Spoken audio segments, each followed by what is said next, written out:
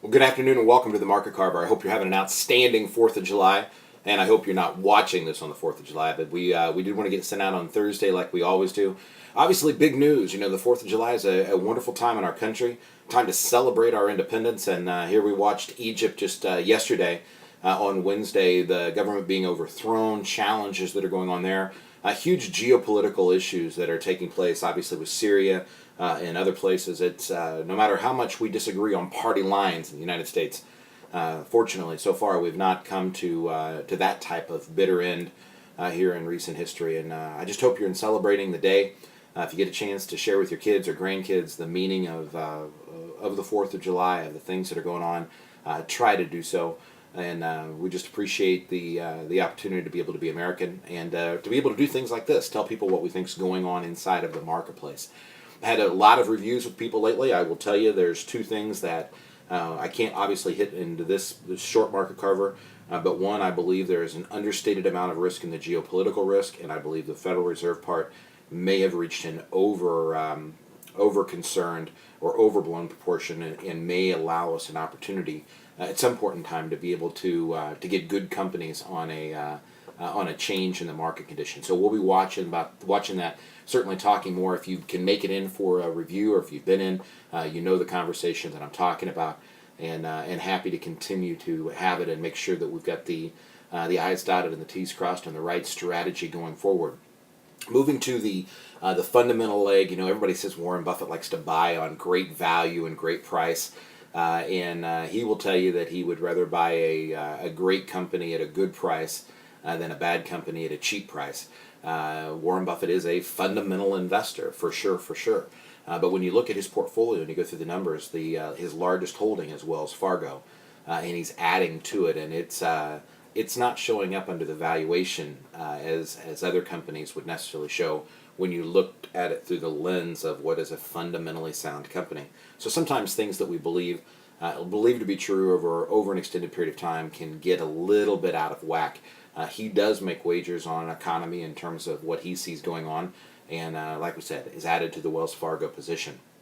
When you look at the technical leg, home builders have just been brutalized the last few weeks. In the mortgage rate, the 30-year mortgage rate went up about 0.5% in 1 week. It's the largest 1% increase, or largest increase in 1 week since 1987. So naturally, there's going to be a slowdown, we would believe, in new mortgages, new money going in. But the technical chart would show that the home builders might have been a little overbeaten. So when you cross this fundamentally, saying, okay, does it make sense technically? What does it look like? Those are the kind of things that we're looking for to try to find stories that are able to come together that show an opportunity that's there. One of the challenges that still exist inside of real estate is money that's coming out of Japan. The yen, down to parity, and working on getting 100 to the dollar. It's challenging for people over there in many ways, and so the money's going into their market, and it's flooding here to REITs and to real estate deals. When you look at currency and you talk about the U.S. dollar, you know, we've talked about it being the reserve currency many times.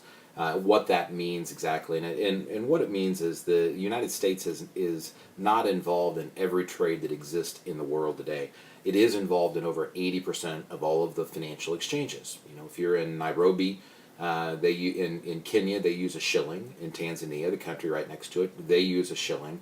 But when they go to transfer those currencies or to make a trade to do an export or an import deal, they actually will convert that either to U.S. dollars or to yen. Right now, with everything that's going on in the yen, trust me, it's dollars that's being used. And countries are trying to get around that. And China and Australia have recently come up with some deals where they're able to try to trade their own currency.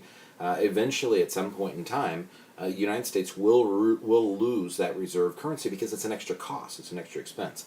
I don't expect that to happen tomorrow, especially with all of the world things that are going on. And in this case, we just had a long-term bear come out of the market. And it's saying, hey, some of these currencies, especially in Japan, things may be changing, and we'll have to see how that plays out. Currency is a traded asset class, and we talk about the value of the dollar versus the value of the euro. Just keep in mind when it goes up, it either hurts imports or exports, When it goes down, it either helps imports or helps exports, depending on which side of the trade you're on, whether you're European, Germany, or whether the United States, for instance. It matters, but it's not a good for Germany, bad for Germany, good for the U.S., bad for the U.S. when you look at some of those financial changes that take place. You've probably heard me talk about the Big Mac Index that shows what it costs to buy a Big Mac in relative terms across the world. The United States obviously being the middle, and then you've got countries where it's much cheaper, countries where it's much more expensive. Well, in this case, they actually did bus expenses because they're having huge problems in Brazil. If you don't know it, Brazil's got the World Cup and an Olympics in 2016.